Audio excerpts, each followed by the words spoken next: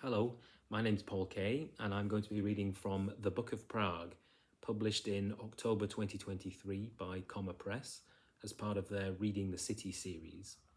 It's edited by Ivana Myšková and Zikmund, and it's an anthology of 10 short stories, all set in Prague and written by Prague authors.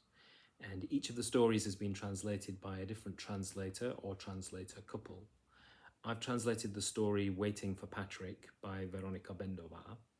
It's an autobiographical story, and it opens in 1993 when the young Veronika is waiting to go to university, and she's working in an antiquarian shop that sells old maps and prints.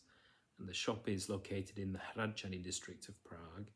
It's close to Prague Castle, so it's a beautiful and historic area. It's just a couple of years after the fall of the Berlin Wall and the Velvet Revolution that led to the end of communism in this part of the world. And Prague is already attracting lots of foreign tourists. And Veronika starts the story a day after her boyfriend, Patrick, has gone for a visit to England, and she describes her daily routine. I get up in the morning, quite early, and miss the tram. Raging. Patrick has been in England since yesterday at the Tomminses.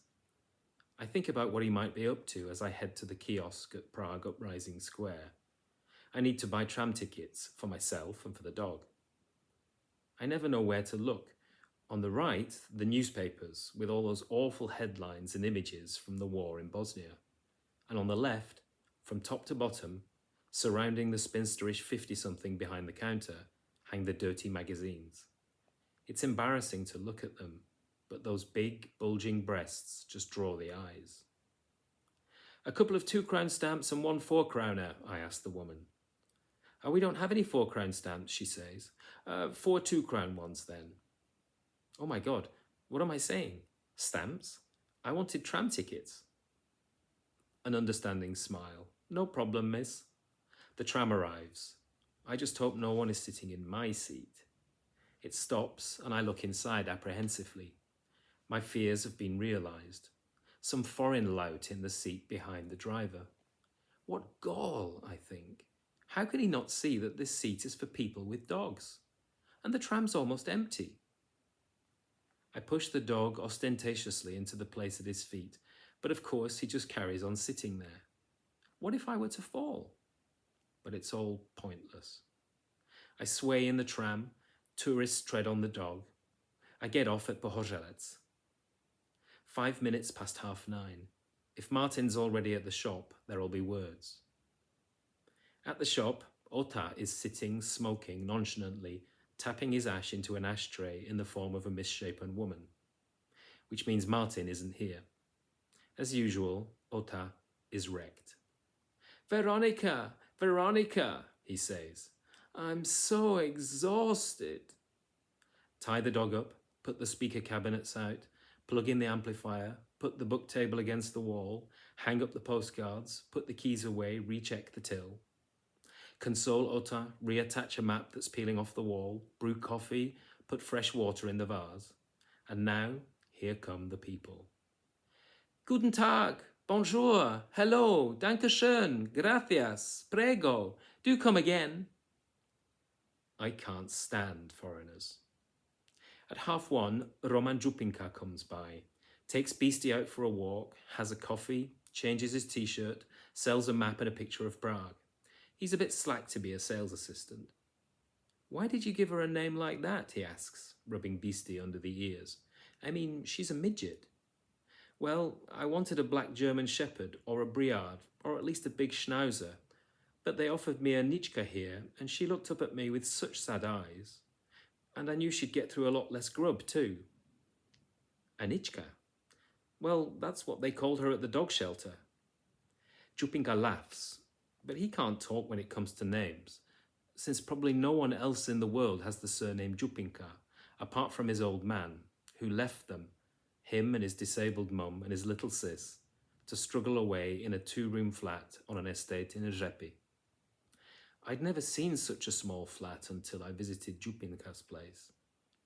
Our mum and dad's flat near Charles Square is 100 square metres, which I'd always thought was normal.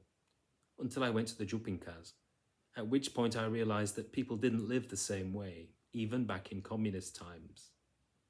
That a sick mother could lie on a couch all day in a single 16 square meter room. That such a space could double up as a living room and dining room too.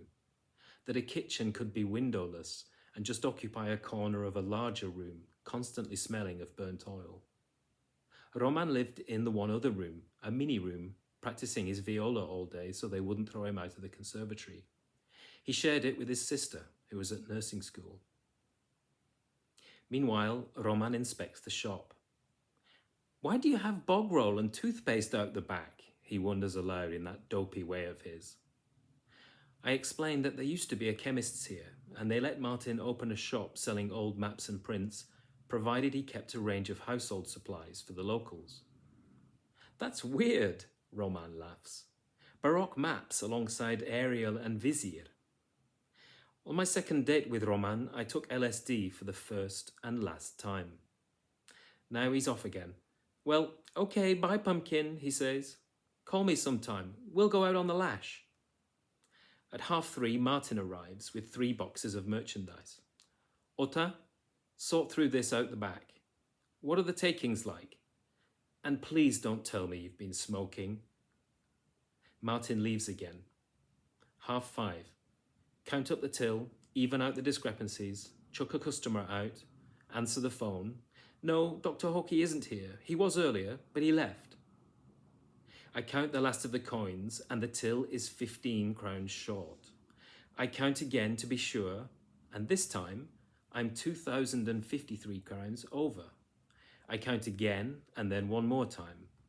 The small change varies, but the 2,000 is still there.